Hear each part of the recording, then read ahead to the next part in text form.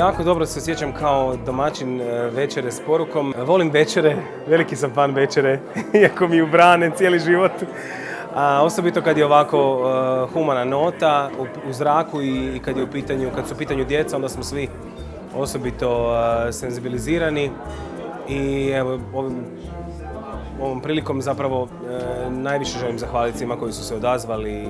Baš mi je čast i zadovoljstvo uživati s ljudima koje volim, a usput evo u jednoj, a mislim nikad nije dovoljno, ali barem u jednoj maloj mjeri i od srca možemo malo i pripomoći. Dakle, dječja bolnica u Gornjoj Bistri je doista posebna jer se tamo liječe ustvari djeca koja boluju od najtežih bolesti i nažalost nisu im omogućeni uvjeti kakve bi oni tamo trebali imati. Na tome se radi i drago mi da se na tome radi. Volio bi da se to dogodi čim prije i čim brže. Tako da nisam uopće puno razmišljao. Naravno da ima potrebitih i previše, ali ove puta mi je odmah nekako srce zaigralo upravo na te klince. Ići ćemo ih i posjetiti uskoro kroz 2 tjedna, tako da se i tome veselim. Drago mi je da je ovakva inicijativa krenula i drago mi je da je upravo naš domaćin, evo sada trenutačno i aktualan na ovom Voice-u, Žak Houde. Večera sa porukom je malo, da tako kažem, jedan intimniji krug ljudi. Malo nije toliko medijski eksponirano, ima jednu svoju dozu intime, međutim jako je dobro posjećeno i upravo se neki kontakti ostvaruju i tu, ne samo u ovom dijelu financijskom, nego se upoznajemo širi krug ljudi, se upoznajemo.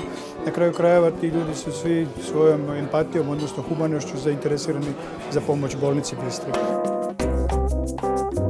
Ovo je evo jedna prilika za jednu intimniju atmosferu gdje se okupljaju ljudi koji se međusobno poznaju u svom poslovnom ili privatnom okruženju. A kroz taj jedan dio je opet i humanitarni, znači imamo jednu humanitarnu notu, pa sve to nekako pridodaje stvarno jednom lijepom događaju i lijepoj večeri. I stvarno je atmosfera jako lijepa i ugodna.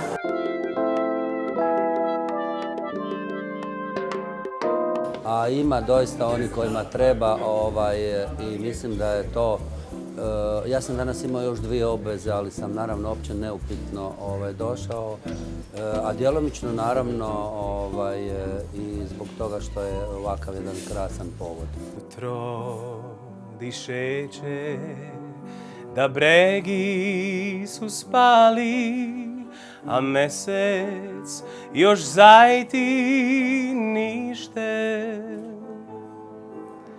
Potiho se motprl raskliman u lesu i pinklec na pleća semde.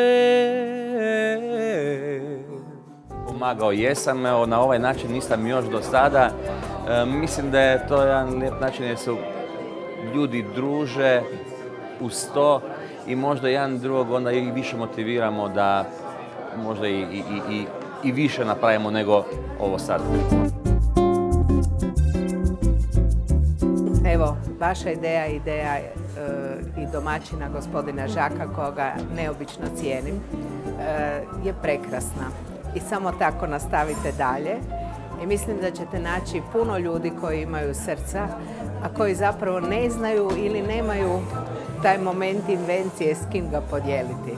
Evo, mislim da uvijek možemo svi na jednom svom malom polju gdje djelujemo napraviti dobro.